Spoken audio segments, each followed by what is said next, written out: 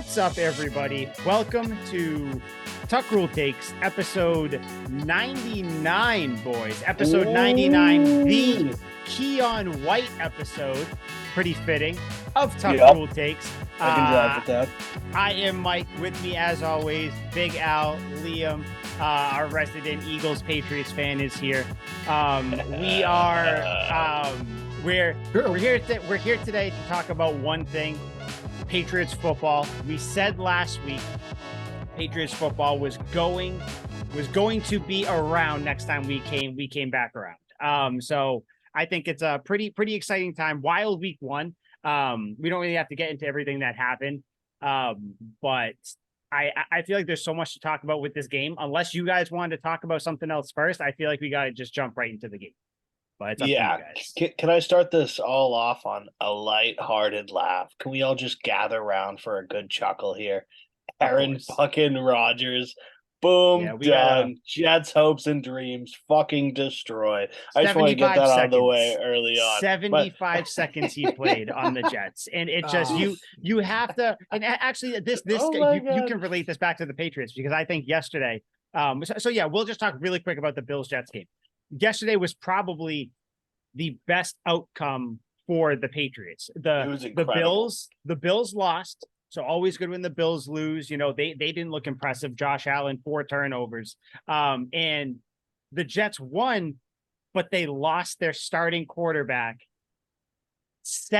just over a minute into their first drive. Like, we are not celebrating the injury. We're just celebrating the fact that the Jets are always going to Jets. Yeah. The Jets are always going to Jet. It just, no matter what they were talking, you all heard it. We all heard it. Everybody, the Jets are there.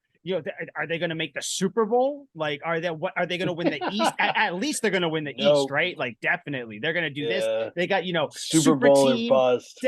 Dalvin Cook, Sauce Gardner, Breece Hall, Garrett Wilson, the whole lot. Mekhi Becton, big ass dude over there. Everybody's going to be kicking ass. And what happens? I have never seen wind getting taken out of sails. Collective sadness set in immediately. It was unbelievable. Did you guys watch Hard Knocks at all? No. Really. I did not. I did because I was interested. I'll continue. No, you're good. I was just saying, but the funny thing is too, like all those players you listed, like Garrett Wilson and Breece Hall, they're good players, but it doesn't matter if you don't have a quarterback. Sure. But if you don't have a quarterback, like it literally doesn't. I.e. the Bucks. The Bucks before Tom Brady got there. Yes, and not only that too. Look at the scrap heap that they have to choose from now for backup veteran quarterbacks: Carson Wentz, Cam Newton. Like those are just the two names. Those are two pretty good options, right? No, they're not. No, they're not. Don't even try to justify it at this point in their career. Tough for me to not take either one of those guys. I would rather have right now, truthfully, probably Colin Kaepernick. Because at least he still has like some juice in the legs and everything. No, else. He doesn't have any juice in the legs. That's the dumbest thing. Yeah, but I think he could. I think he could make an NFL roster for that one. He could make an NFL roster somewhere. Dude, 2 of those guys played last year, and Colin Kaepernick hasn't played in 5 years. I'm just saying, like Colin Kaepernick could be and should be on an NFL roster somewhere. No, he's not. He's terrible. Should be. I said should be. Dude, no, he shouldn't be. He was awful. You don't think as a backup quarterback?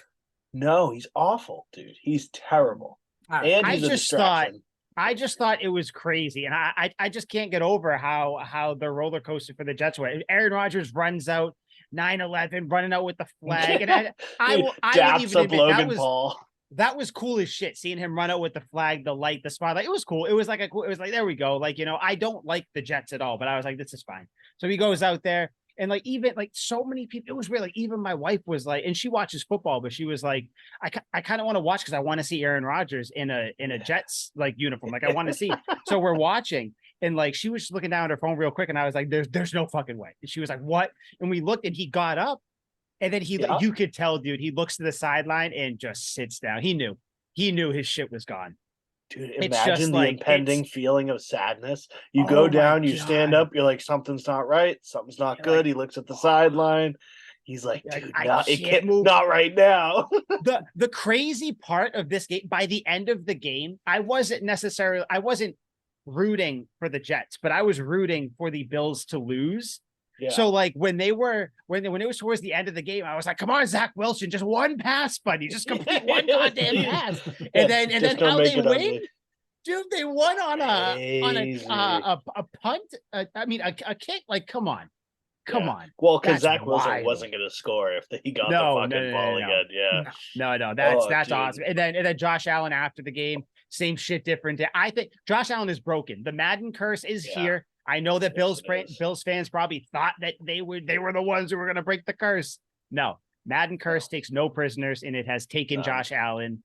Liam, I need to tell you on the podcast, on airwaves, Liam, I think you were right about the Bills this year. Lay it on me, baby. I know.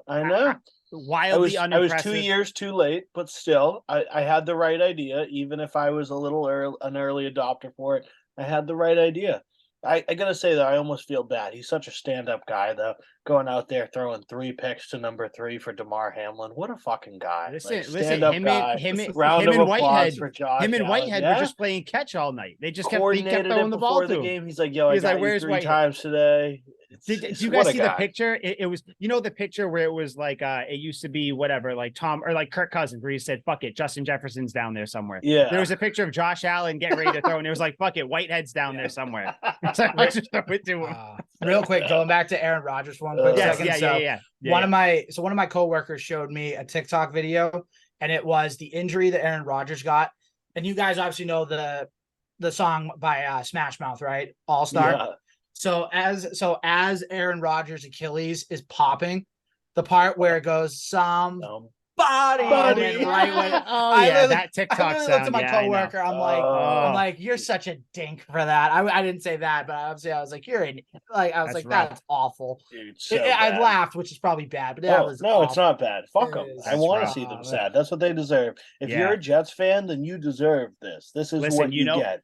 Jets fans did it to themselves. They got so excited. They don't have to be Jets fans. I feel bad for Aaron Rodgers, the guy. I don't feel bad for Jets fans. Yeah, because exactly. I like Aaron. He was pumped coming into this year. And as much as I'm like, he had a bad year last year, which he did, I generally like Aaron Rodgers. He's fucking weird. I like he's done some interesting, funny interviews and shit. Like I have no issue with him. So the fact that he got her, it's like, oh damn.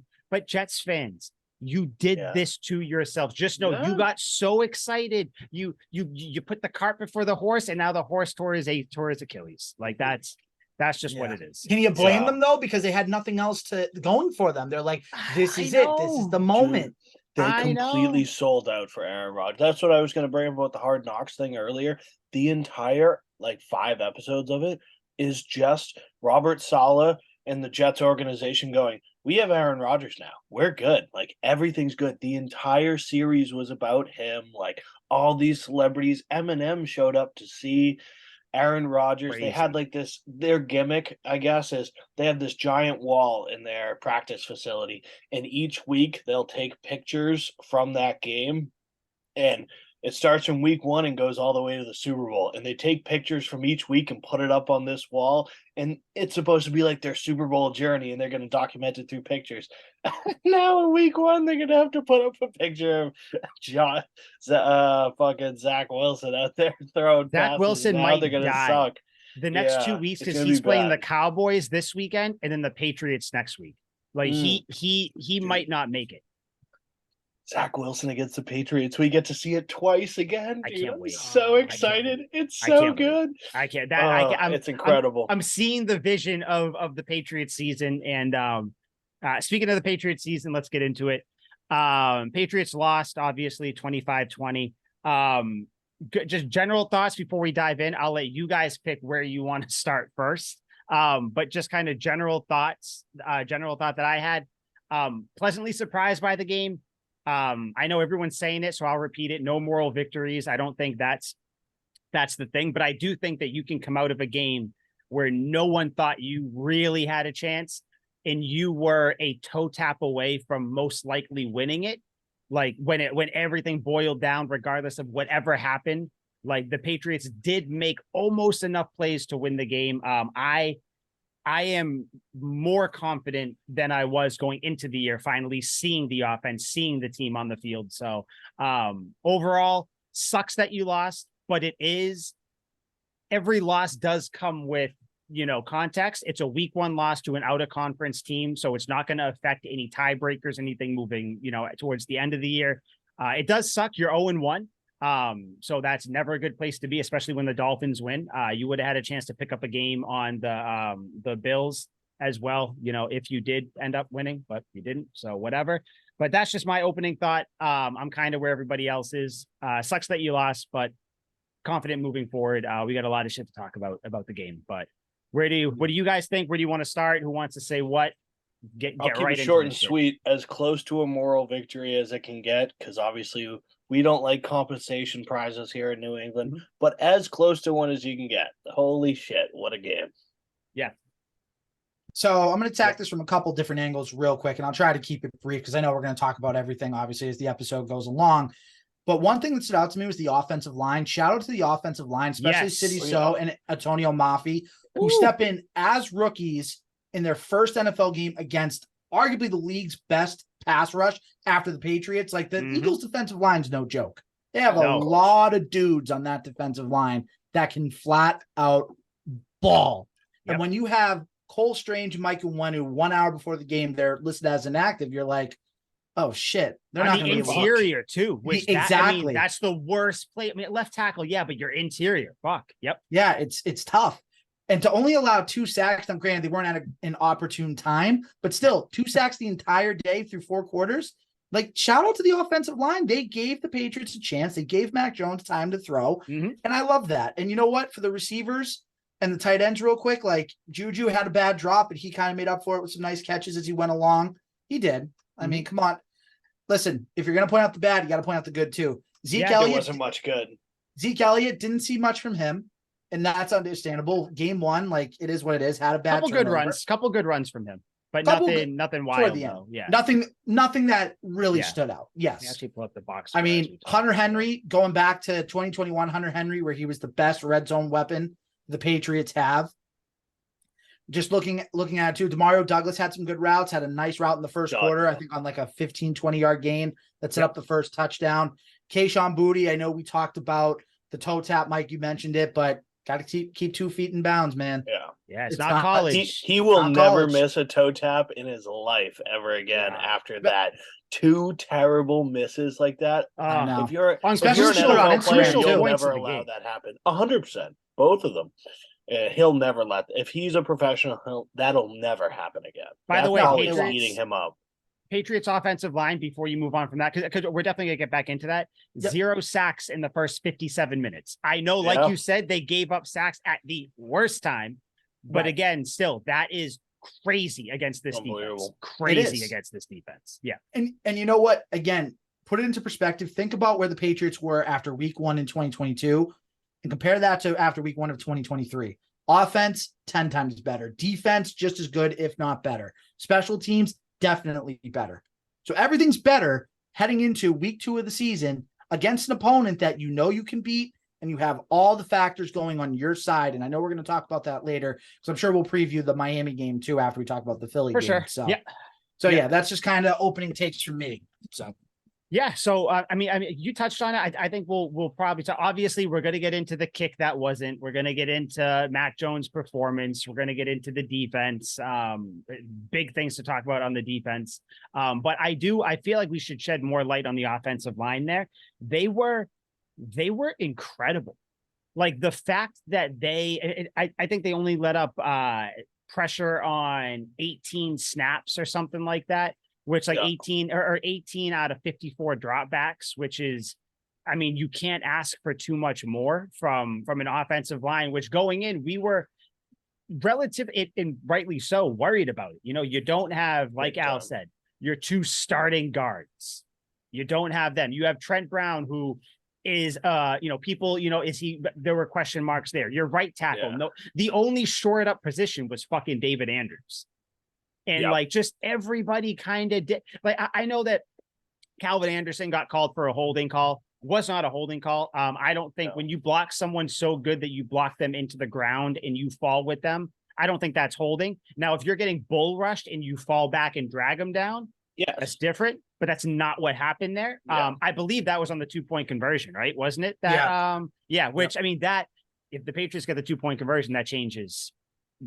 Down 3 at that point. Yeah, a lot of things there. But yeah, I think the offensive line, got to give them their flowers. I think that's probably the best defensive front they'll go against, unless, something happened. Might not be, the best player, because I think Chris Jones is really good. He's back with the Chiefs, TJ Watt. There's a couple other like actual players that I think are better than whoever the Eagles have. But as a unit, they held up really well. Hopefully you get one of Onwenu or Strange back. And then you can kind of, shore up the other side however you want. But yeah, I was pleasantly surprised. Mac had time to throw. Yeah, I think that's where I wanted to start with it. I don't know if you guys have any more comments on the offensive line, but it's just the most surprising unit of the day for me was the offensive line in my eyes. By far. I think except in the running game. That's the other. That's one. Yeah. If you want to talk I was going to say real quick, I think too, it's obviously like, look at the matchup, right? You knew you weren't going to be able to run the ball that much against this Eagles defense. Yeah. But then going into the week 2 game against Miami's rush defense is nowhere near as good as the Eagles rush defense. They gave up 200. They gave up 200 and something against the Chargers. So expect a different game plan. Expect the Patriots to actually be able to run the ball against the Dolphins. But, that gave Mac more opportunities to actually show what he could do with his arm. And 31 for 56, like 316, 3 touchdowns, the pick 6. He was 35, pretty good. 35 of 35, 54, 316, 3 touchdowns and the pick. Even still, when we get to that 54 times in the season opener, fucking awesome. I love it. Give me that. I did want to say that Antonio Mafi showed some personality in a position that it's impossible to see somebody's personality. I like him a lot. You guys see that little dance he did when they got a first down? Yeah. I like this fucking guy. Dude, he's having fun out there. That props to Adrian Clem too, new offensive line coach. Like, I know everybody worried, how's he going to do? How all these moving parts, and it's just so many of those moving parts. You see the vision. You can see what might happen.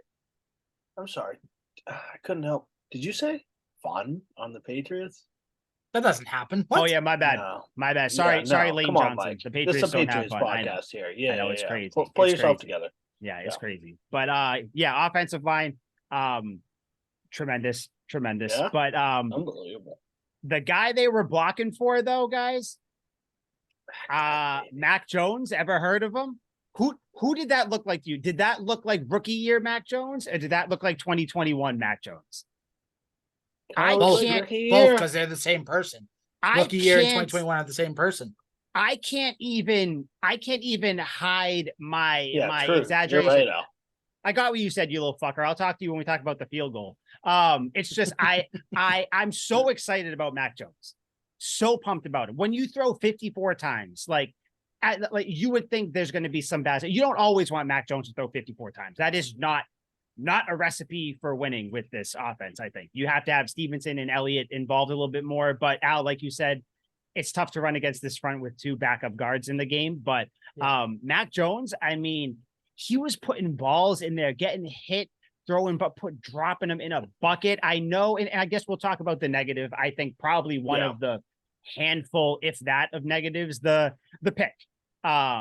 So I mean, let's call it a spade a spade. It was the entire first quarter. Really, he started off remarkably slow. You guys were criticizing a lot of his passes, where I tried to defend him, and it was also fucking severely downpouring. Yeah, Fabber in the hand. Like if you hit Juju the passes in his hands, are getting got to there. catch it. Yeah. And I think it was 2 catches to Bourne, one of which was the pick, and then another one he dropped, where it's like they weren't perfect passes. You had to adjust for them. Yeah, but it's like, if you get the ball, because it's funny how we talk about this. I can't pick any off the top of my head just because he played for 20 years. But you think Tom Brady hit someone in the hand exactly there every single time? No, there were some throws that were low to Gronk, high to Edelman, high to Gronk. Low. So, but it's just, the receivers caught the ball, and people are just hypercritical of Mac, which I can understand to an extent. But I mean, the pick though, it just, I chalked it up to Mac Jones did throw the ball a little bit high. Whether that was a little bit of the weather, ball sailed on him a little bit, definitely did. You can say it's because of the weather, but he did still throw the ball, so he does deserve some blame there. You can see Bourne got a little tangled up, so he stumbled a little bit. I think if he got kind of a clean break from the defender, he might have been able to jump up and get that one. It was just kind of like a perfect storm, literally at the time of shit. And then it also didn't help that the very next play on the next drive, Zeke fumbles, which was just like that was like the perfect storm. But hold on, no, we're gonna finish on Mac. Then we'll get then we'll get to your boy. But Mac Jones, I did you the pass on 3rd and 12 towards the end of the game, which then the play after that was a delay of game, which ended up in 4th and 17. It was that play, the play right there. When he was getting hit and he threw the ball to Kendrick Bourne and Bourne dropped it, and it looked like it didn't get to him. Have you guys seen the replay of that throw? No. Yes. I don't think that at the end of the year might be a top 5 Mac Jones throw, because he is getting hit. He throws it. It gets right to Kendrick Bourne. Defender did not hit it. Yeah. Well, at the time, it looked like a defender knocked it. Yeah. Right. So hand up on that, because I was one of the ones that said that throw wasn't really that good. But Me too. I think we all did. Yeah. No, I think because you and I disagreed on that one. I think that was the one because we put it in the group text. I think you questioned that throw. So that's why when I took a look at it again, I was drinking at that point. Boy, was I drinking. When I took a look at it again, I was like, okay, this throw was actually a lot harder than I originally thought because I didn't see the whole play. And then when you take a look at the ball location where it is, like Kendrick Bourne could have made a play on it. It just, I think initially, like you said, it looked like the defender got the hand in and everything else. So, credit to Mac, even for an incompletion, it was pretty much where it was supposed to be. Liam, I am gonna I'm gonna text the video right now to the group chat so you can take a look at it. Because you might remember it when you see it. I'm sure I will, yeah. But yeah, there you go. I sent it away. But that throw, God, that throw was good. He had a couple other ones, that the 2 touchdowns to Henry and then Kendrick Bourne, great throws as well.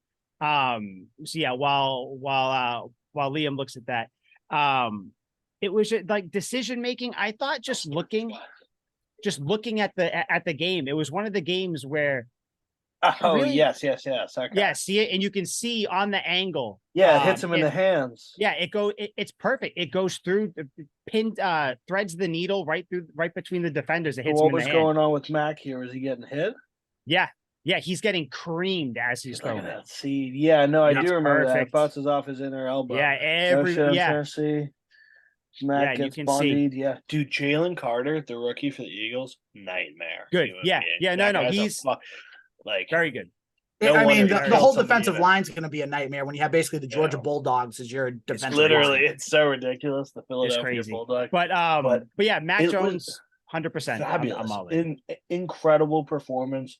A lot of people who are like Mac Jones haters have to look at this game and objectively say, like, damn, like, he really balled out. It was, and obviously, like, they can criticize at the beginning, but it was like in basketball where it's like, Kobe goes out there and misses his first 5 and then doesn't miss a shot for the rest of the game type deal, where it's like Mac started out slow, put all of it behind him, and then was wheeling and dealing. All the touchdowns, the Hunter Henry one, both Kendrick Bourne ones, particularly the last one. Seed, impeccable, over the shoulder, led him perfectly. Stuff like that. I don't even know what fucking route Hunter Henry is running. It was just such a perfect pass. It looked like backyard football to me. It was that Kendrick Bourne toe tap, I'm like, extremely both Kendrick Bourne one. Kendrick Bourne, by the way, right now, league leader in touchdowns. Mac Jones is the league leader in touchdowns too. Kind of crazy. Shit. But that's the thing though, Liam, like you said, you can criticize Mac for the start of the game. The ball, regardless of rain or not, you play New England, you got to get used to it. You threw a pick, not good. You had some iffy throws to start the game, but guess what? Unlike, I don't know, let me just pull a name out of the hat. Unlike Josh Allen, he didn't stay like that the whole game. He had a bad, almost full quarter, first few drives, and then he put together a fucking performance. The Eagles defense, by the way, last year averaged 180 yards, giving up 180 yards. Mac Jones threw for 316. Yeah. I mean, there's not enough things I can say about him. I see people trying to poke holes in the game.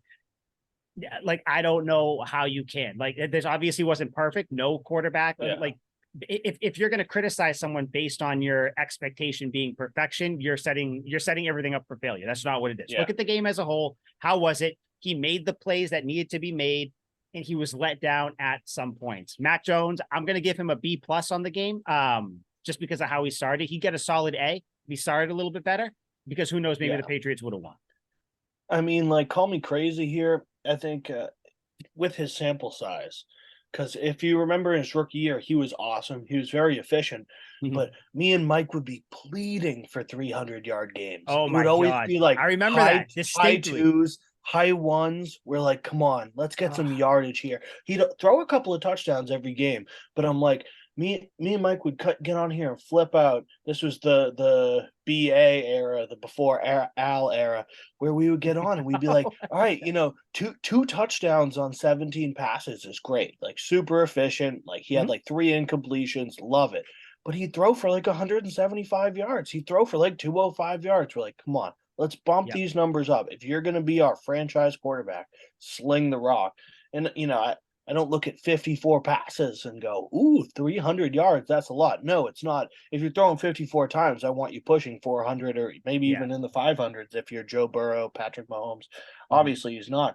But this is one of the best games that Mac Jones has ever had in a vacuum, according to his sample size in the games he's had. It was splendid. It was a game. Yeah, the opponent, everything. Yeah. If you put it all together, Yeah, it reminded me of the Vikings game last year where I'm like, oh, shit, like Mac's on one. Like, he's just throwing it all over the yard. Yep. And, of course, both games ended in a loss, but I like it. Yeah, you're missing Devontae Parker in this game. You got to think now, because if Parker's in the game, do you think he gets both feet down if he's in that position? Like, it's just one of the both. You don't know for sure. Both feet and a hand down. But you're confident that he's an NFL veteran wide receiver that will make that play.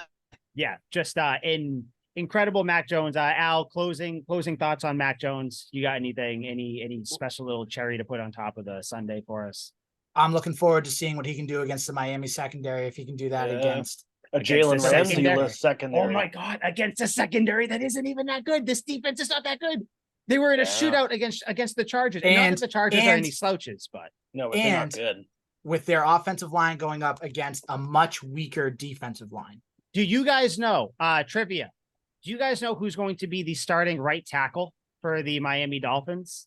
Right tackle or left guard? Right tackle. He's starting right tackle. It's not IW, is it? It is Isaiah Wynn. Oh my gosh. You're starting right tackle for the Miami Dolphins is Isaiah fucking Wynn. Is it actually? Did he start last game? I don't think he started. I think he played. I don't know if he started. Either way, they named him the starter again for Sunday night. So I have their depth chart right here. So it looks like it could be going into week 2. Left tackle, Teron Armstead. Left guard, Isaiah Wynn. So I don't know. Maybe they're putting him at a guard. Who knows? But center, Connor Williams. Right guard, Robert Hunt. And right tackle, Austin Jackson. Doesn't necessarily jump out at you. Any big names. I think Austin Jackson's out, so which is why he would be the right guard. Yeah. Or the right tackle. Okay. Yeah. Or so that's what I mean. Yeah. Okay. But hey, if the Miami Dolphins can win games with Isaiah Wynn, they might be the greatest team ever. They might be surpass the 2007 Patriots, the 2015 Broncos. I stand corrected. So it actually might be. I looked at it quick because I got so excited seeing Isaiah Wynn's name starting. He might be starting at left guard. He most likely will be starting at left guard. I just pray for Tua going. We'll talk about the Dolphins at the end of the podcast, but yeah, I just very, very, very excited to see Mac Jones go up against the defense that isn't, on the verge of bringing pressure every single play. So Mac Jones, applause to you. We were all very, very intrigued to see how this Bill O'Brien offense was going to work. And I think if you want to start maybe the drive to close the second half, the first half on, that is what a Bill O'Brien offense looks like.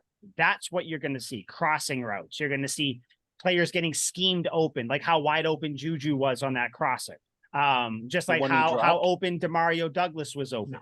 Like, just to see players getting open, it's such a refreshing thing. Like, and you guys know one thing that we did not see at all, which was beautiful. we saw no halfback draws on third down.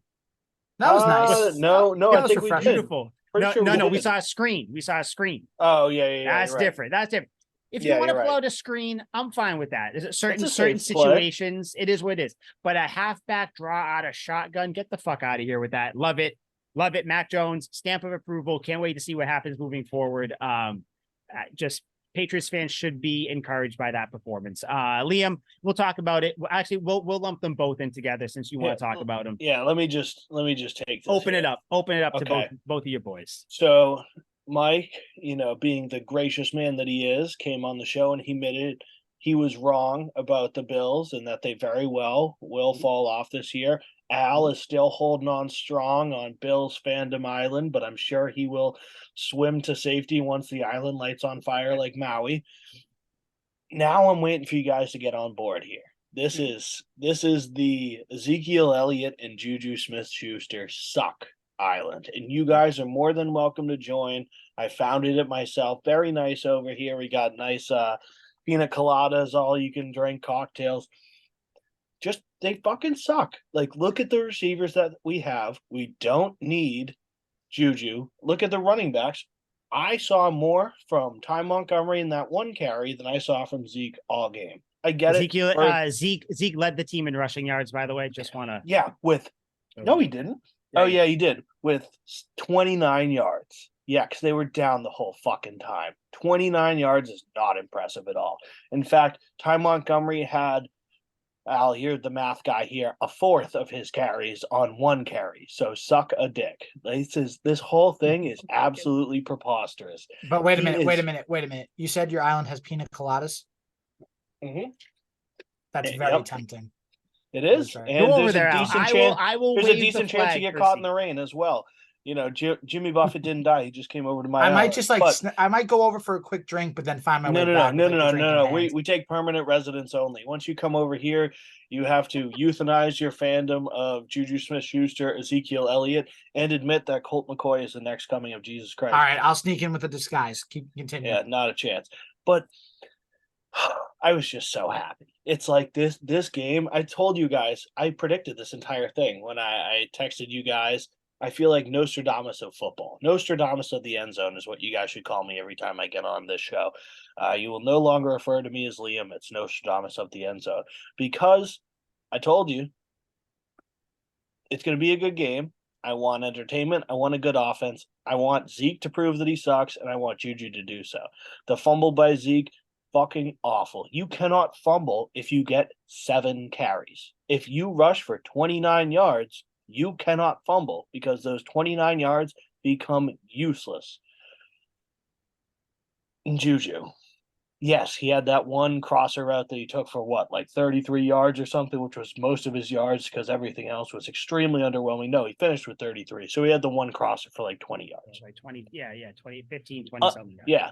So that means he had 3 other catches that combined for 13 yards. That's fucking awesome. I'm so glad we're paying this dude money when we could have Jacoby Myers just run an out route and get all those yards. This whole thing is so dumb. That drop, yes, drops happen.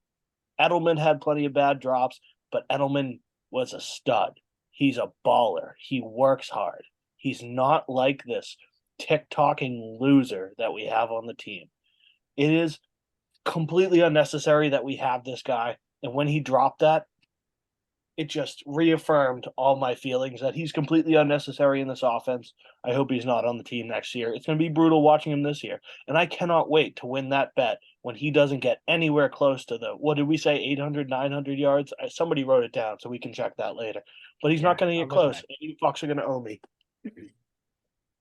Oh, by the way, just to that point, we had to deal with Nelson Agholor for 2 to 3 seasons. So if we put up with Nelson Agholor, I think Juju's going to be just fine. Who got Mac's first touchdown, which was also Nelson's first game as a Patriot? Nelson Agholor, a guy that by the way, any of us, especially me, who's the most out of shape out of the 3 of us, could have caught that touchdown and waltzed into the end zone and jumped into the end zone. You know what you couldn't have done? You couldn't have mossed that Steelers corner for that long touchdown down the sideline last year, which Nelson Aguilar did. You know who? Okay, so if Juju does Juju. the same thing, no, he won't do the same thing. He's too busy grittying up for his TikTok on the sidelines. You cannot catch touchdown passes if you are not on the field. He is going to be dancing. Of course I hate Juju. It's embarrassing. The fact that this dude is on our team makes us look like a joke. We look like besides those two plays you mentioned about Aguilar, it was embarrassing to watch him. No, it wasn't. Because he couldn't do a damn thing. He had plenty of bad moments. He had a couple of missed time fumbles. He had missed time fumbles. He had missed time fumbles, but he caught the ball. And the net positive for Aguilar far outweighs the net positive for Juju. He was a net neutral for this team. He was a net neutral for this team. That's exactly what Aguilar. Yeah. Yeah. Okay. So then Juju's a net negative. We'll call it that. Juju's we are one game. Listen, you want to say whatever you want about Juju. I don't like to overreact. You can, yes, you do, because you hate Juju and every ammo. I know, but I get it. This is a one game sequence. I don't like to make entire judgments off one game, except for when it comes to this dipshit. I will happily do that in one game because I'm right. Pop Douglas is going off. Booty should have had 2 catches. I'm quite confident he'll learn from his mistakes. Mike Gesicki had a couple great moments. Hunter Henry is our entire scoring that we need at the tight end position. Everyone on this team that's a pass catcher is better than Juju. When we get Devontae Parker back, I don't even know where this dude's going to fit into our offense. He's literally out there because we owe him 15 million. Juju's going to fit right where he is, because when Parker comes back, he's going to take over the snaps from Booty. And it's going to be Parker, Juju, and Kendrick Bourne. But he's still going to be useless. He's just going to be a body out there. No, he's not. No, he's not. The Patriots are still going to try and get the young guys involved. To say that Juju's going to come in and completely take out Pop Douglas's and Booty's. No. I'm saying he is going to be your number 3. Pop Douglas and Booty are going to kind of fight for time. I don't want to touch on Juju right now. I want to talk about the first guy you talked about. I don't know how you can't be kind of intrigued, hesitantly excited for Zeke. He looks good. Looks like he's slimmed down. He does look like he's slimmed down. I'll admit it. He does look smaller. Yeah, he looks smaller. He's running with power. He's running with a little bit of a burst, like I said. Not barely. He's running with power. Listen, you shouldn't even be allowed to speak. Ramondre runs with power. Just like I shouldn't. Well, I mean, no one runs with power like Ramondre does. So I'll give you that, obviously. But no, I think Zeke, having him and Ramondre Stevenson is going to pay dividends this year. I think that Zeke is going to have a surprisingly good year. Again, I don't know what backup running back numbers are, 400 yards, I don't know, whatever it ends up being. I don't really care.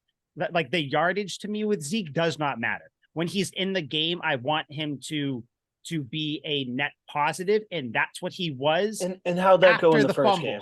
After the fumble. How'd it go after the fumble? You just talked about Nelson Aguilar. You just talked about Nelson Aguilar fumbling the ball. Totally, yes. And it wasn't great. It wasn't great, but he had plenty of touchdowns. He had plenty of great moments to Zeke had one game, and he had some good runs. Yes, he had some good runs. It is one game, but I will continue to harp on this as the weeks go on, and Zeke continues to eat handfuls of shit, and Juju is oxygen which he deep did, out there. Which Zeke did not do, and Juju did not do. Juju did have that one. He rushed for 29 yards and had a fumble. Stevenson ran for 25 yards. You want to get rid of Stevenson too? Yeah, but he didn't fumble, so it doesn't matter. Did Stevenson fumble last year? Yeah, but in those games he played fucking well. Did Zeke fumble last year? Nope, not once. Not a once. Not once. Not a once. He doesn't fumble. Well, that's why it's so Cowboys. rare for They're him doomed to anyway. do this. We're talking about a team that can actually win something. Exactly. We are. And Liam, I just want you to get your stuff out on that. But Liam, me and you need to have a conversation. You and I need to have a conversation about another receiver. So I've already admitted I was wrong once, and I think this is time for you to admit that you were wrong as well. Al, you were kind of not out on this guy. Kendrick Bourne started the game, drops, little picks out there. We were like, you know what? Fuck Kendrick Bourne. I remember texting in the group. I was like, I'm out on Kendrick Bourne. Just so unimpressive. Drops the balls, catches it, doesn't know what to do, whatever. And I mean, the dude goes for 64, 2 touchdowns. I'm here to publicly apologize to Kendrick Bourne. I'm sorry. I didn't know that Matt Patricia did this to you. I'm happy that you are back. The only thing I will say, when Mac Jones gets you the ball on 3rd and 12 in a you gotta have it situation, just catch the damn ball. But other than that, Kendrick Bourne, I'm sorry. I'm on your side. There's going to be another apology coming my way to another player, which you guys will be surprised about. But listen, it's just Kendrick Bourne. I'm happy you're here. I'm pumped to see what he does this year.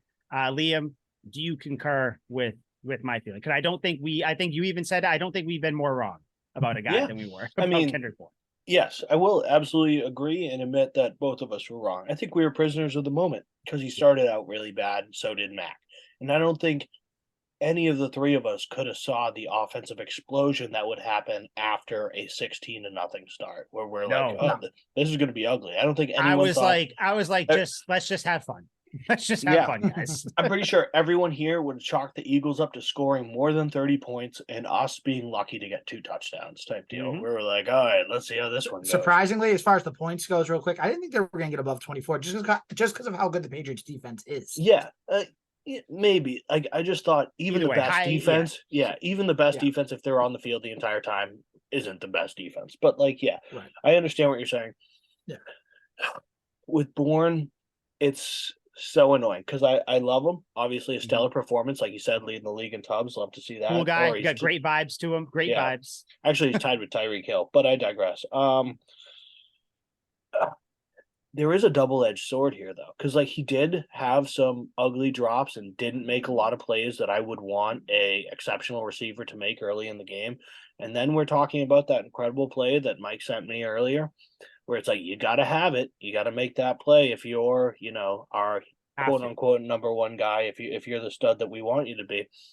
But then he'll make the exceptional plays, 2 touchdowns, and then a bad drop. And it's maybe I can see why he got benched. It was kind of in the doghouse where it's he'll make exceptional plays and he'll make bad plays. It's kind of like Nelson Aguilar, but with a lot more production, I guess, where it's he won't have the blatant awful mistakes, but he'll just have really dumb lapses of judgment where he couldn't catch that 3rd down, or he'll, in the Cardinals game last year when he was looking upfield instead of securing the ball on an easy 3rd down, drop that one as well. It just seems like he makes a lot of mental errors. So I will apologize because I didn't think he would finish with 2 touchdowns.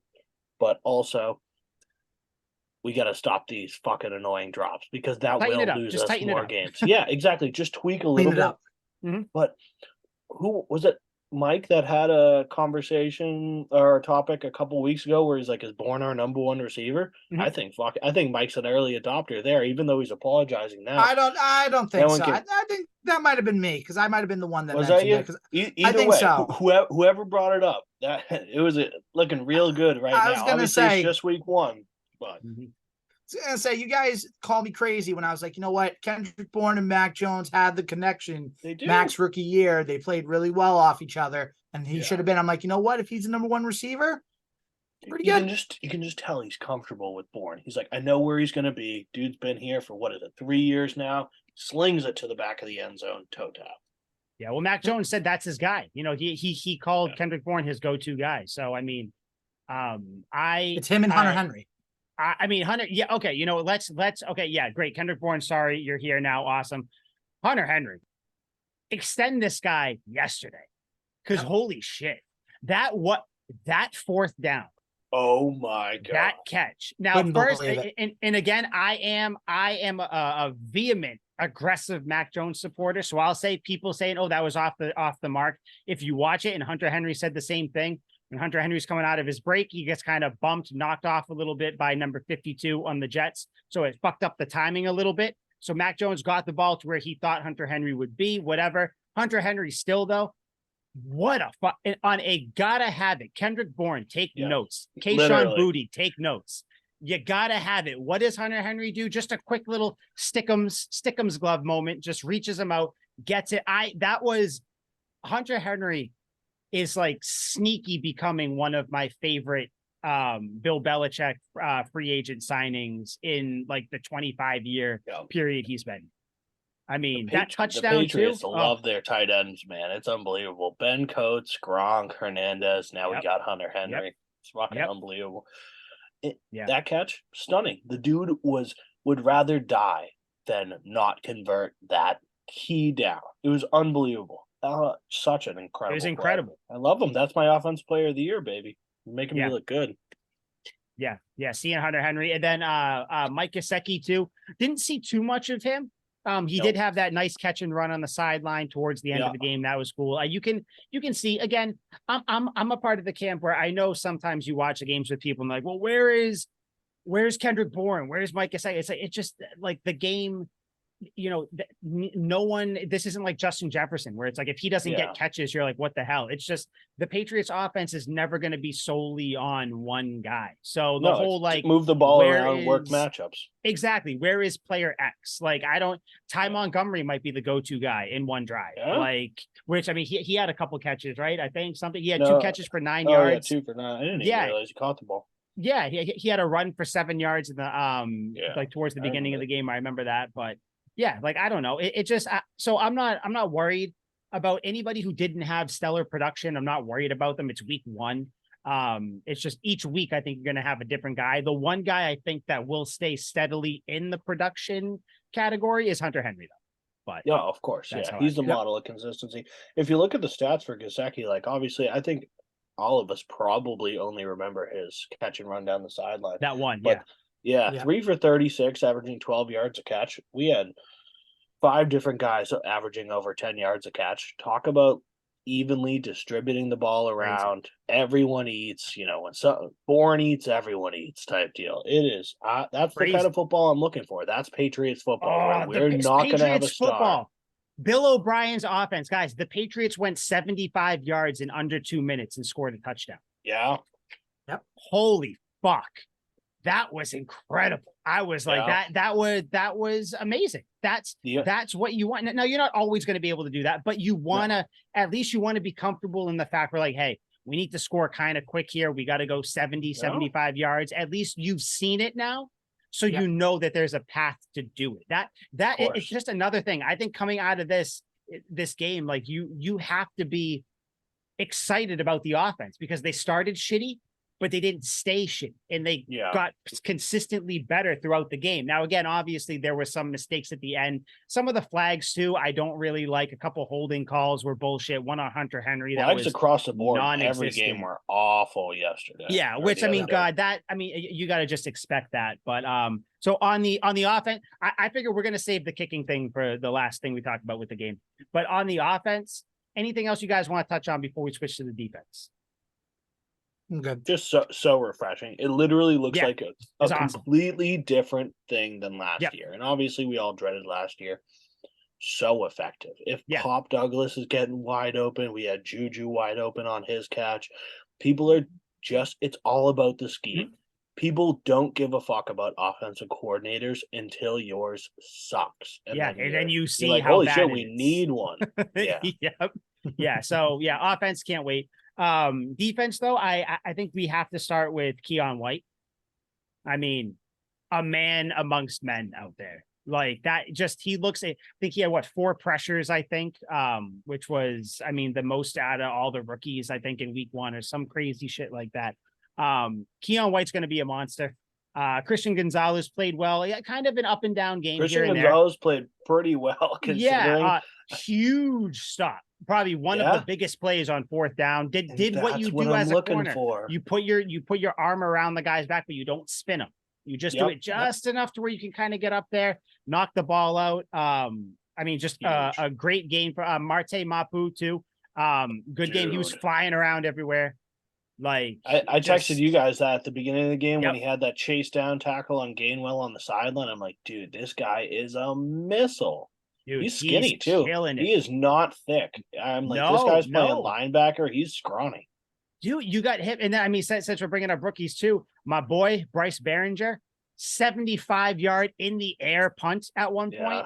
I mean, you talk about a weapon. He was supposed to pin it in the 5 though, and did get a touchback. Yeah, he did. It bounced there and it went through. But you know what? Like the fact that I'm paying attention to special teams at all is saying something. The fact that he has expectations to pin it inside the 5, and I was able to be disappointed was awesome. He met them almost completely there. I think the punting situation is good. But yeah, defense overall, guys' thoughts. I thought it was awesome. Judon got a sack. That was sweet. Christian fucking Gonzalez got a sack. Yeah. I know, on a corner blitz. Like, oh my gosh. What? That's Bill Belichick's defense, baby. That's the shit I'm looking for. Jalen Hurts has no idea what is coming at him when he snaps the ball each time. Nope. Has no idea what the coverage. You could see it because whenever the pass rushers were coming, he would turtle, and it's like that's when you know, like you just don't know what's going on. You're like, I don't know where else anybody else is coming from. I got to get down. So funny. He's like, oh, this is cover 3. I got this. Snaps the ball. He goes, I have no idea what defense they're running. I got to go down. No, so I think Tony Romo said the Patriots did something he's never seen before, where like they all lined up like cover 0 and then they dropped back into like man zone or something like that or whatever it was. And he was like, you don't see this stuff. This is the shit the Patriots defense. I don't know why anybody thought to be worried whatsoever about it. Because no one gives a fuck about defense anymore. Cannot wait. No for one the defense. cares about defense. No one watches defense. And they've all played with each other. That's the thing. They've all played with each other now for a couple years. They know each other's strengths. They know each other's weaknesses. Everyone knows their assignment. Everyone knows what gaps they need to hit. Everyone knows who they needs to cover. They're a well-oiled machine on that side of the ball. And that's going to be the model of consistency throughout this season. Yeah. No, and that's going to be huge. I mean, you're going up arguably in the league right now, the best mobile quarterback in the league, I would say. And you kind of held him in check. Of course, Hurts got away for a few first downs. He's going to do that because he is still Jalen Hurts. Yep. But, I mean, that's just promising because, I mean, you got to face Tua, who can run. You're going to face Mahomes, who can run. You're going to face Dak, who can run. Much. Oh, no, I wouldn't, especially with that offensive line. The defense did exactly what I wanted them to do. They gave the offense a chance. They did what they could. They held the teams when they can. They did it was just masterclass. I just can't say enough about them. Yeah. Force a turnover. It's so nice when something like matches your expectations, because we all went in to the season. We're like, we're not worried about the defense. Let's just see if we can put fucking points on the board. We were right. We literally did not have to worry about the defense. Even at the beginning, you know, the first points come off a pick 6. So it's like, all right, cool. Defense is responsible for that. You know, bend but don't break the entire game. I'm surprised, Al, you didn't bring up your boy though. You mentioned it in the group chat. I wholeheartedly agree, and I haven't heard his name yet. What are you talking? Ooh. Best tackler in the league, I recall you saying. I can't. Dude, my brain's mush right now. I can't think. Who Jabril Peppers? Jabril Peppers. That's right. Yeah. Hardest hitter in the league, man. Yeah, big turnover. Huge turnover. Not only that, I never saw him miss a tackle. The dude was, if he got his hands on you, you're fucked. It's quicksand. No, and also, you want to know who else I want to give their flowers to, because he gets a lot of shit. I'm trying to see how many tackles he had. I can't find his name here. But Miles Bryant, good game for Miles Bryant. 5 tackles. It was a good. We had a Miles Bryant stuck AJ Brown on that crossing route. And AJ Brown's a big guy. Huge. So it's just when you have a defense where Miles Bryant is looking fucking good. I know. Like, and I also forgot. Shit. So Uche had a sack, Gonzalez, and so did Judon. So we're right on pace with what we think. I mean, this team's going to be a menace. The Eagles have the best offensive line in the league, and it's really not close. Like, considering the Eagles have by far the best offensive line. Yeah, no, Kelsey, Lane they have like Johnson, 3 Hall of Famers just on their offensive line right now. Yeah. It's and the Patriots kind of had their way with them. But yeah, defense, I'm pumped. I can't wait. Anthony Jennings was out, so that's a piece too when he comes back. That'll be nice to see him come back to. Just another guy to throw in there in the rotation. But yeah, the defense looked shredded. Good. There was a guy who was fucking terrifying on our defense. I was watching it with my buddy. He pointed out. He goes, "Who the fuck is number 8?"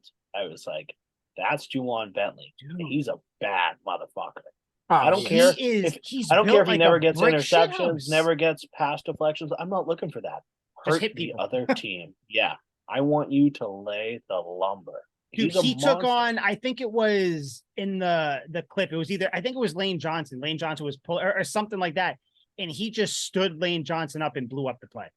Like blew up the running play. It's so good. He is. Oh my god. No wonder he's a captain. By the way, we didn't. Hunter Henry also a captain. Good for him. I think that's cool. Well deserved. Good. But obviously Bentley was going to be a captain. He's really, just the next in line in the linebacker factory.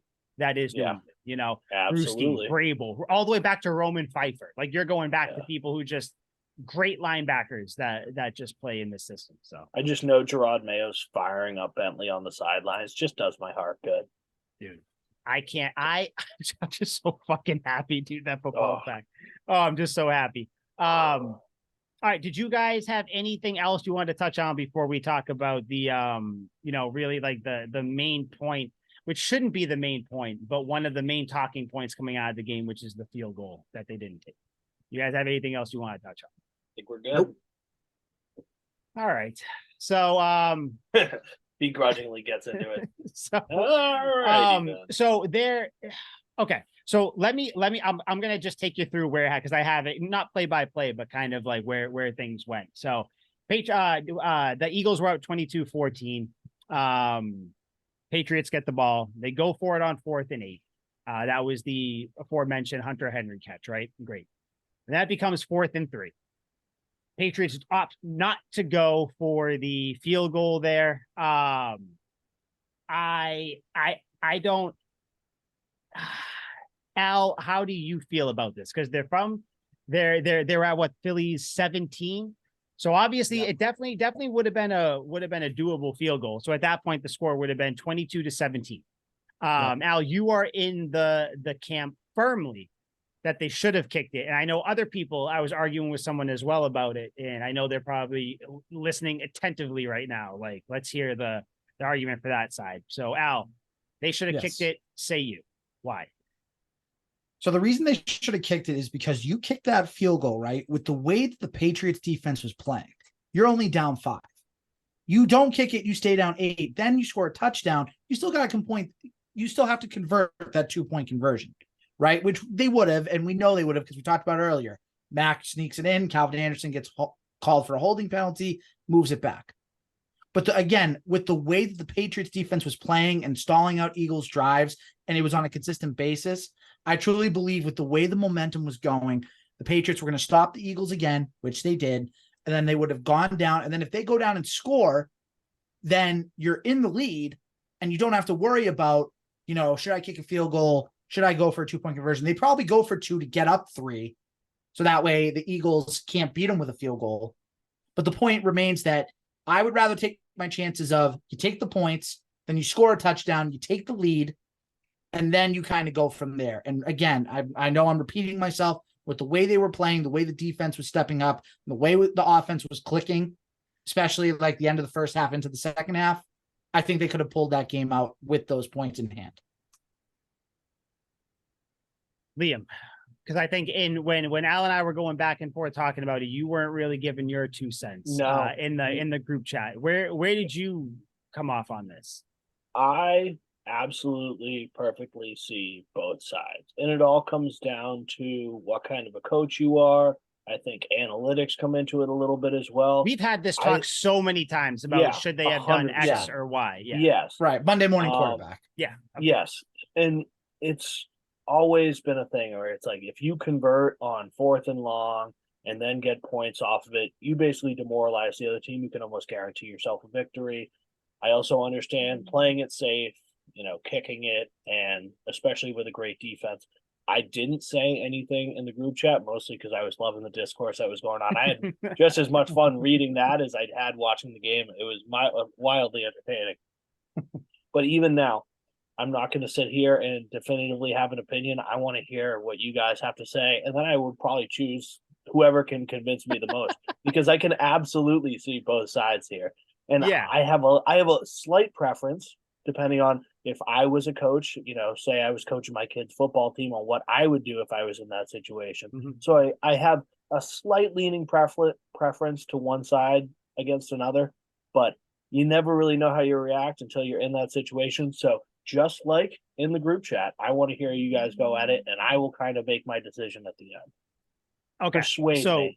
So I'm just going to take you through why I think that what he did was fine. Going for it on the 4th and 3. One, you just picked up 4th and 8. Your offense is rolling. You're playing well, and I think Belichick even said it in the post game. You don't know how many more times you're going to get down there, even though you have confidence in your defense. But the thing is, like, do you have confidence that, like, are you going to make them go 3 and out? Are you going to hold them to a field goal? What are you going to do? Yeah. So I think every time the Eagles got possession, I was like, they have to score. Like they've been stopped 5 times in a row. They have to score. Yeah, one so of these eventually drives, that dam really is going to did. break, right? So you would think that. So we'll go this way. So Al, say they do what you said, right? So it's 22-14, it's 4th and 3, they kick the field. It's 22-17. Okay. So we'll go through it. The Eagles then get the ball, they drive down, kick a field goal. So it would be 25-17 at this point, right? 17, 18, 19, 20, 21, 22, 23. So they'd be up by 8 still. So kind of everything goes back to normal, but whatever, it is what it is. So at that point, Patriots go down there, they do their that's where they do their 75-yard drive and everything. The score at that point would be 25-23 because then you think, are the Patriots going to kick the extra point or are they going to go for 2? Probably going to go for 2 to try to tie the game, right? Right.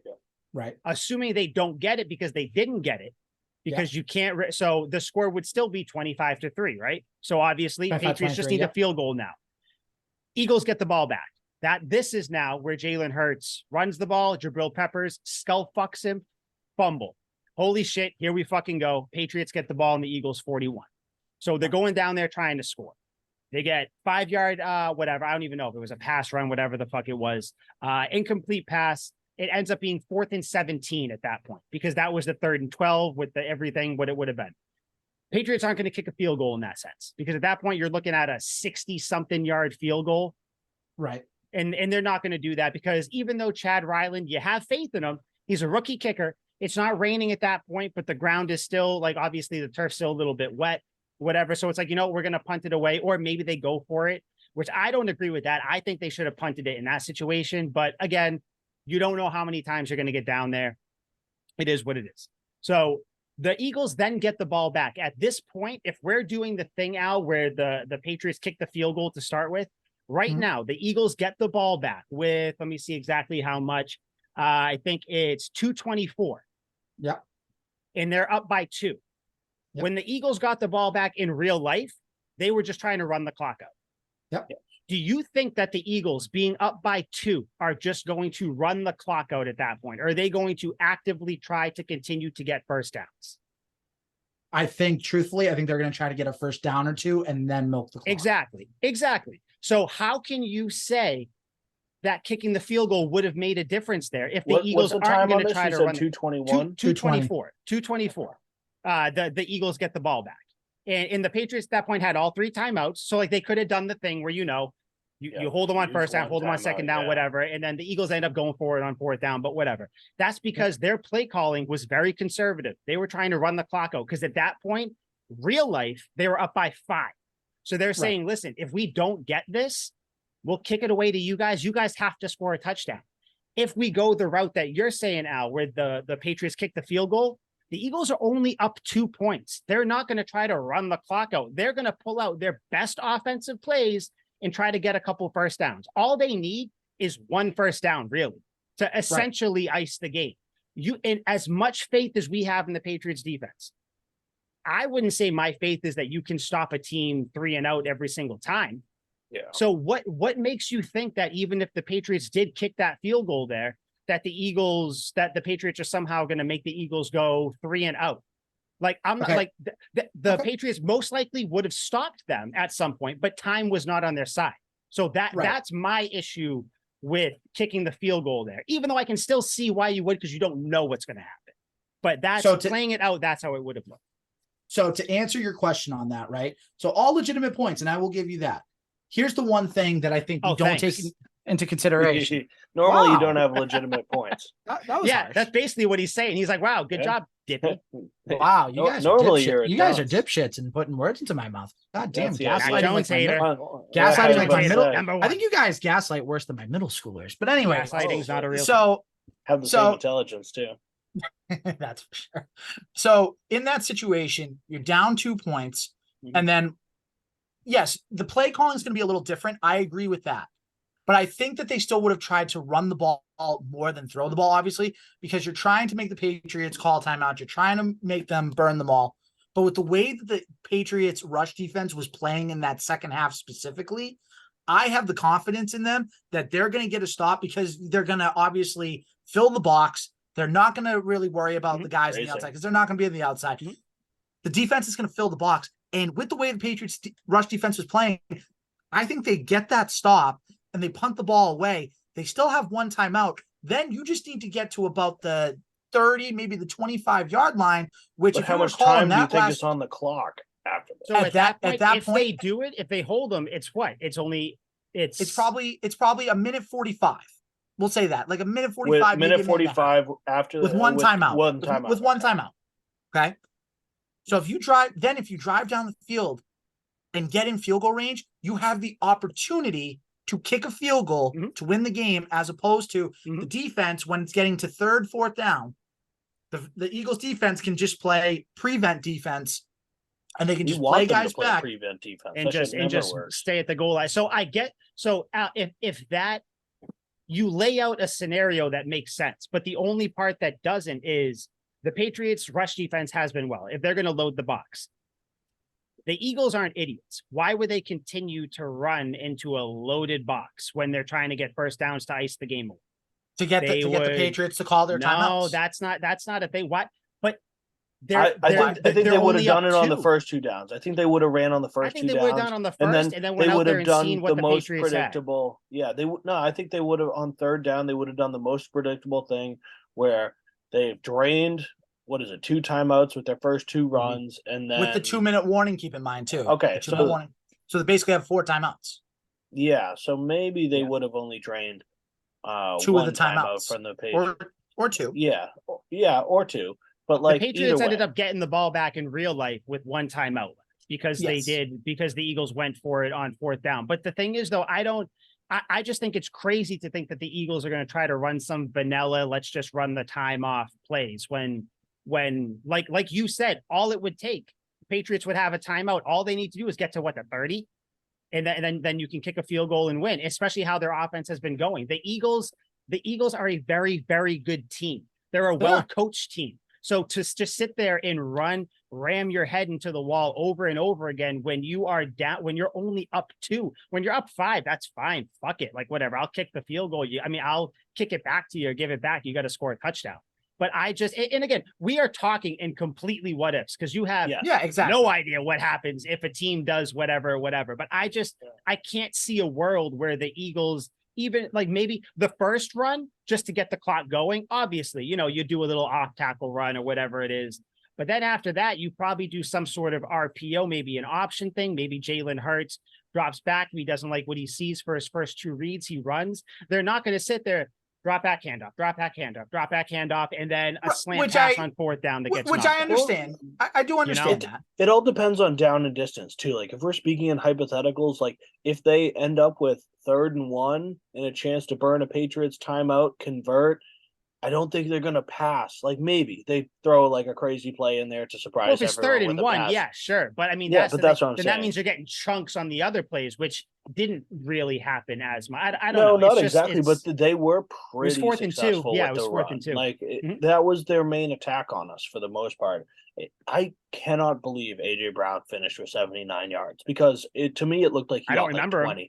Yeah, I don't remember any. I didn't see him at all. I remember him getting 1 catch and then getting bodied. So it's like I look at it, and at least from my vantage point, best believe the pass game just looked unspectacular for them. They weren't getting much in the run game either, but they're kind of a run first team anyway. I don't know. It's tough here. Where I totally. Honestly, is a toss-up. Especially if we're speaking hypothetically. Because what Al said, I can see where, like, say the Eagles say they don't get it, regardless of what plays they run. Let's just say that they don't get it, and the Patriots defense 3 and out, they're done. Pats get the ball back with under 2 minutes with a timeout or whatever, 1:30 without it, whatever it ends up being. They get the ball back with a chance to go down just to kick a field goal. Right. But then you start thinking, okay, well, what if you take those points earlier and then the Eagles convert at the end of the game, and then you don't even get a chance to have the ball back anyway, and then you're sitting there saying why you went for it on 4th and 8 on that drive. Why didn't you go for it on 4th and 3? But also keep in mind on that 4th and 8 as well, you were at the 36-yard line, 37. So you're looking at a 53, 54-yard field goal for a rookie. The odds of him making that, you don't really know. But if you're at the 17-yard line of the Eagles and you have a chance to make a 34, 35-yard field goal, that's basically an extra point. It's a chip shot. So you had to have more confidence in Chad Ryland making that kick. So that's why I'm saying, too, yeah, the 4th and 8, I certainly weren't questioning his ability to make No, of course not. No. But then when you start to think of when the Patriots get the ball back, then it's like we have to get to a certain point because you do have a rookie. So it's like you're kind of pressing. You don't have Nick Folk back there who you can get to the 40 and he can still kick it through. So it's like you are still dealing with a rookie quarterback. I mean, a rookie kicker. And granted, you have the faith in him, but it's like, would you rather put your faith in the defense and stopping them and give it, which, by the way, the defense stopped them on 4th down. The Patriots got the ball back. The plan was working. It just so happened that the only thing that didn't work was Kayshon Boutte forgot he's not in college. Yeah. Because that drive looked really good. There were some bullshit calls here or there, whatever. But the plan that Belichick had did work up until a mental error. So like the plan was fine, but it's just the outcome didn't. So I'm not even basing my opinion on the other. Like I'm not going to base my opinion on what the outcome was because that's bullshit. You can't do it. You got to base your opinion based on what you think would happen. I think that what he did was right, even though it didn't work out. I just don't see how we would have got the ball back if the Eagles were only up 2. But again, I can see what you're saying, Al, because if your situation does work, it works. And then a field goal wins you. And a field goal wins it. And that's my thing too. Which we got into field goal range. Yeah, and we were in field goal range. And then at that point, Boutte doesn't even get into the equation there. Then it's like, okay, maybe so it's 4th down, then you kick the field goal and you go for the win. If he misses it, it is what it is. At least you're in the position to win the game. Now I understand you're in the position to win the game with a touchdown, but I'd rather take my chances of getting 3 points at the very end of the game as opposed to having to get 6. That's where I'm coming from. And I know you understand that. I know you get that. Yeah, and Mike, I do get your point. I do understand where you're coming from. I may not agree with it, but I can also understand your thinking too.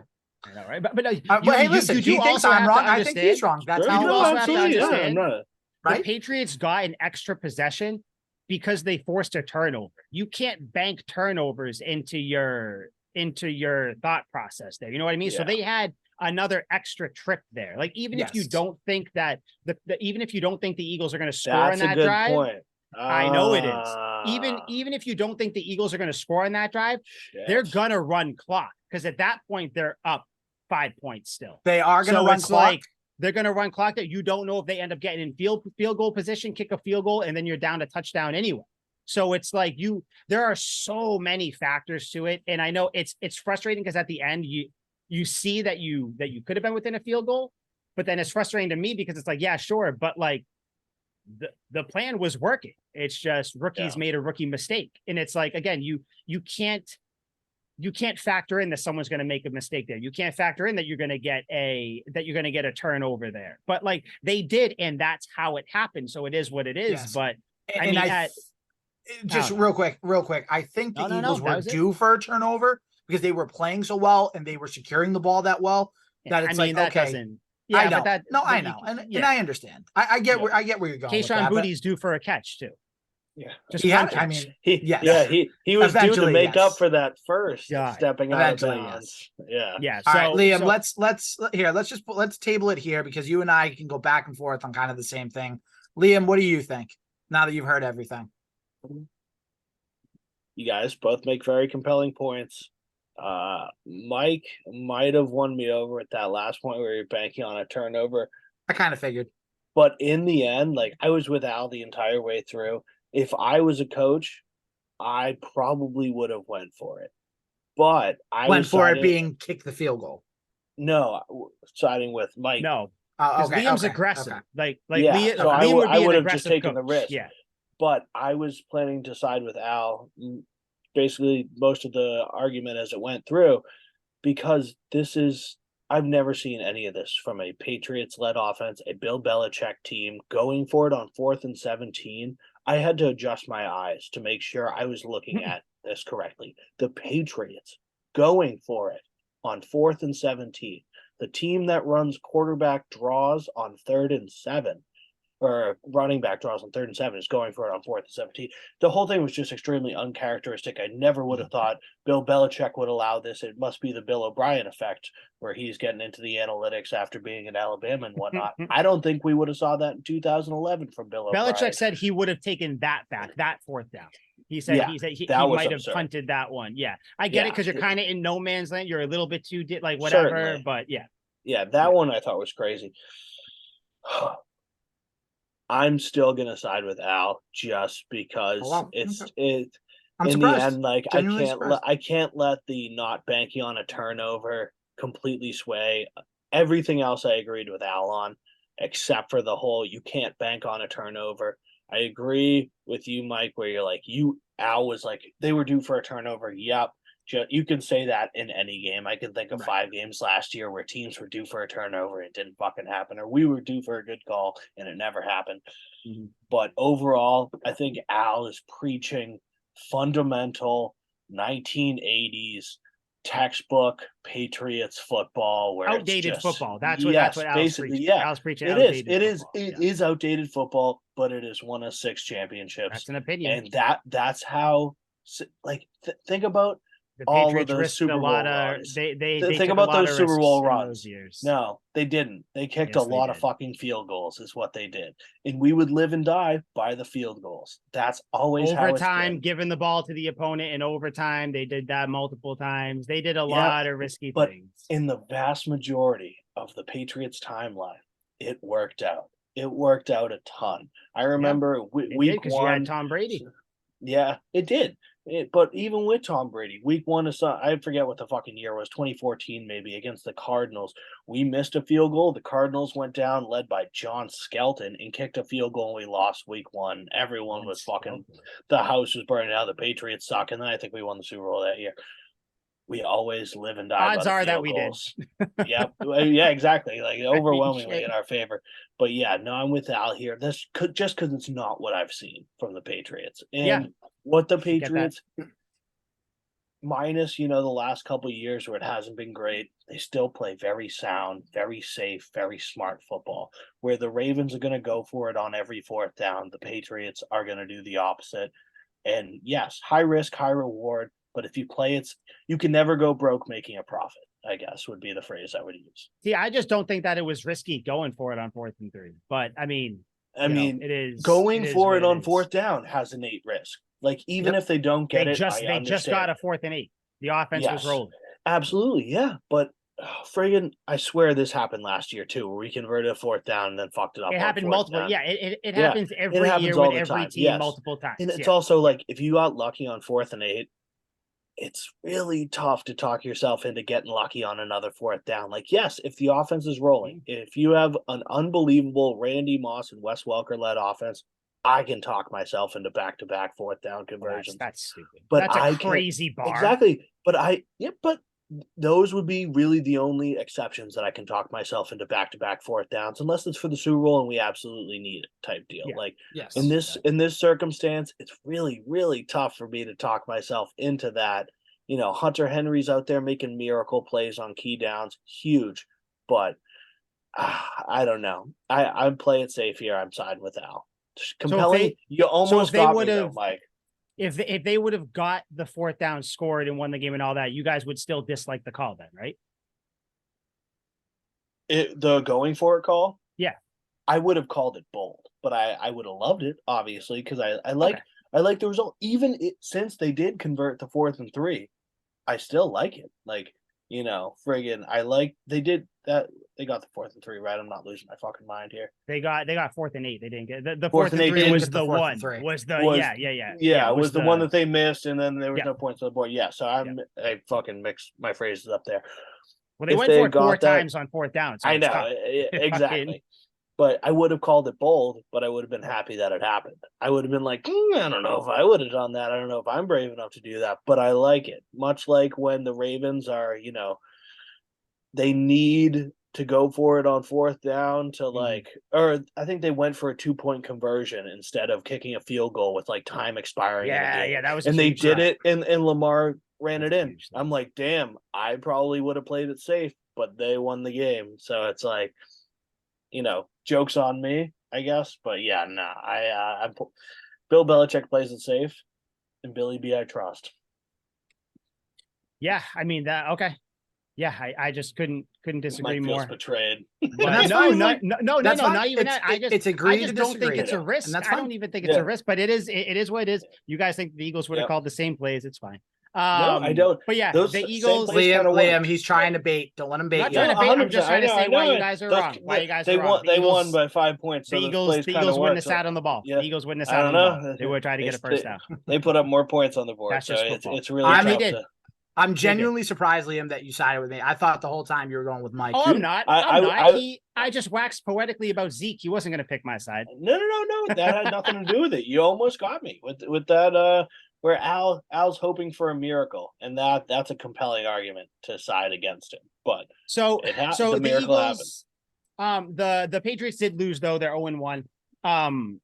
So kind of a shitty thing because you feel good about the team, but shitty about the loss. So it's a weird position to be in. But I don't feel bad about it at all, honestly. Like I just feel bad that we're 0-1. That's my thing. You lost. You had a chance to make up ground. I don't even feel bad. Like I do because you had a chance to make up ground on the Chiefs, the Chargers, and the Bengals. Certainly, but you could have picked up a game on them.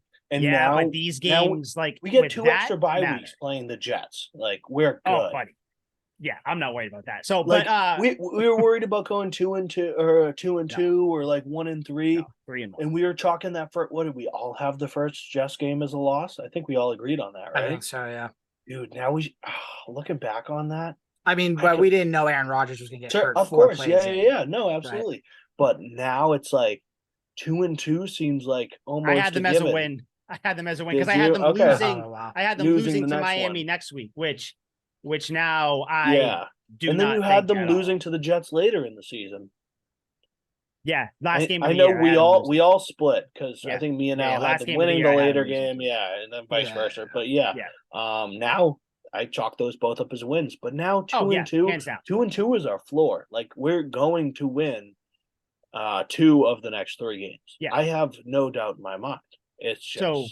One of the next 3 games, we'll do the quick Dolphins preview, then we'll get out of here. But Miami comes to town. Tua and Isaiah Wynn are coming to play. The Isaiah Wynn revenge game. Yeah, right. Man. Jesus. Listen, guys, I can't overstate how excited I am about Mac Jones with Bill O'Brien at the helm. The Patriots are going to win this game. I don't think Tyreek Hill is going to have 1 billion yards because they're not going to play like the Chargers did, where they put one guy on him in press coverage with no help. Dude, J.C. Jackson got annihilated. He's the worst corner in the league. He is. He can take out a lawsuit against Tyreek Hill for what he did. The worst corner in the league. Wouldn't be the first lawsuit against Tyreek Hill. Won't be the last. No, certainly not. And I think the Patriots are going to get pressure against Tua too with this offensive line.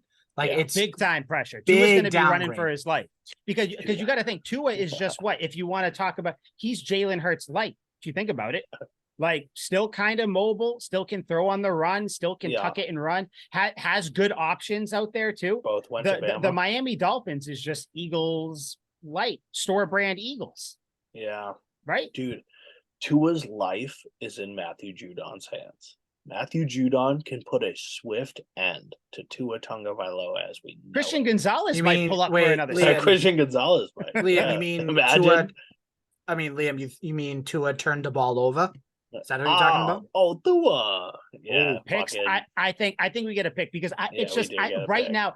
Belichick and Bill O'Brien are vibing right now. He's got B.O.B.'s got the offense going. Billy B's got the defense going with younger Belichick.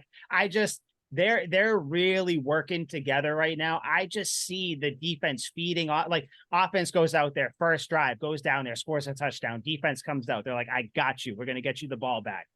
Sack, some crazy shit.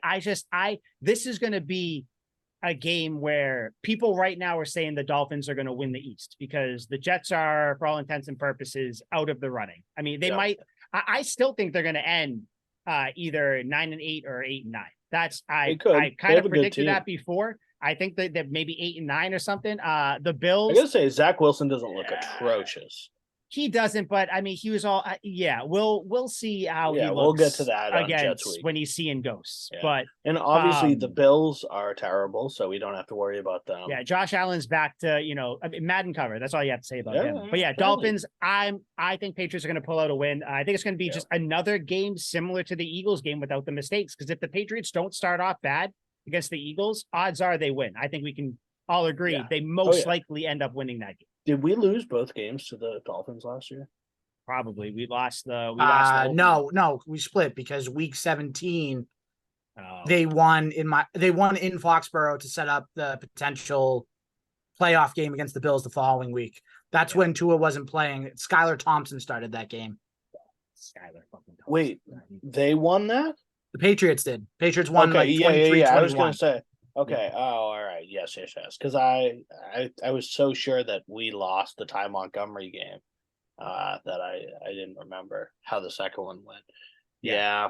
Fuck. I was gonna say if we lost both of them last year, I can guarantee a win this week. But if we split, I'm less confident, but I'm sure they'll still win. Yeah. I'm thinking win. Al, what do you think? I think Patriots win this game 27-24. Yeah, I honestly, I don't think the Dolphins crack 20. I don't know what it is. I think the Patriots get over 20. I don't think the Dolphins crack 20. I don't know what the exact numbers are, but it's just, I think the game plan might look a little different because like I said, they gave up 200 plus yards to the Chargers. Chargers do have Austin Eckler, but the Patriots have Ramondre Stevenson. Yeah. So I see a big game for him, a big game on the ground, whether it's Stevenson gets 90s, he gets 50 or something, or like whatever it happens to be. It's going to be a big game on the ground. No one thinks Tyreek Hill's going to be a factor. He'll score. I think he's going to, he'll have one touchdown. Yeah. He'll have one long touchdown that he beats somebody in coverage and then he scores. But other than that, he's not going to go off like he did against the Chargers. No, definitely not. Because I don't think that the Patriots are going to play him like that. They're going to play him how they did before, where he might get 75 yards, but they'll be quiet. That's the thing. 75. He always has good counting stats, but it never yields to a positive win. Yeah. I think that's where it's going to be because you're going to do the thing where, I don't know if you probably put Gonzalez on Waddle and you put whatever Jonathan Jones and have whoever over him with Tyreek Hill. You just bracket him like that and just hope that everybody else can just cover. I mean, the main thing, you want to know how you negate Tyreek Hill and Jalen Waddle, get pressure on Tua. And the Patriots can do that by rushing 4, maybe 5, and still drop a fair amount back there to cover. So I think the key to the game for me, and I'm not saying for me, like I know other people don't, is pretty much the key to a lot of the Patriots games. Get pressure on Tua. That's going to make it easier for everybody else. He's not going to be able to hit Tyreek Hill on those deep plays or anything like that. So I think Judon gets another sack. The Patriots take away what the other team does best. What do the Dolphins do best? Passing. They're just gonna stop that. Yeah. I mean, Judon, another sack too. I think that's obvious. So you guys, we're all picking them to win. Yep. That's the thoughts. Cool. Last thing, quick hit before we get out. Lyle Collins, the Bengals cut him. Do you guys want the Patriots to try to get him? Fuck yeah. I would love him, but I think they like Calvin Anderson too much and they obviously signed him in the offseason to do that. Fucking like Calvin Anderson. Yeah, I think what, if you can get him, but I don't know. I think if you have Calvin Anderson in there with a healthy, left and right guard, but well, like I said, if you can get him. But I don't think that you need to get crazy with trying to sign him. No, I'm not saying give him fucking $50 million guaranteed, but this is a beast of a man who was a stud in college, a stud in the league. There's I can't even fathom why they cut him. Apparently the Patriots were big on Collins in the offseason. They were competitive with the Bengals for an offer. So maybe Bill kicks the tires again, gets him cheap for a year, and then maybe tries to resign in the offseason. That would be cool. I wouldn't hate that. Lyle Collins sounds like a revitalized career. Yeah, I think so.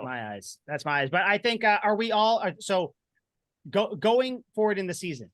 Where are you guys? Are you guys same level of excitement, of promise, of confidence you are? Or have you guys gone up? Because I've gone up a couple levels. Oh, dude, the Aaron Rodgers down. I'm way up. We're fucking winning the division. I'm a little bit up, but I want to see them close out those games against those good teams. That's when you important. have the ball, one score, close out the games, and then I'll get to that next level. That's important. That's important. And I do want to drop a little thing because Al, you said it in there. You were like, oh, this is very similar to last year.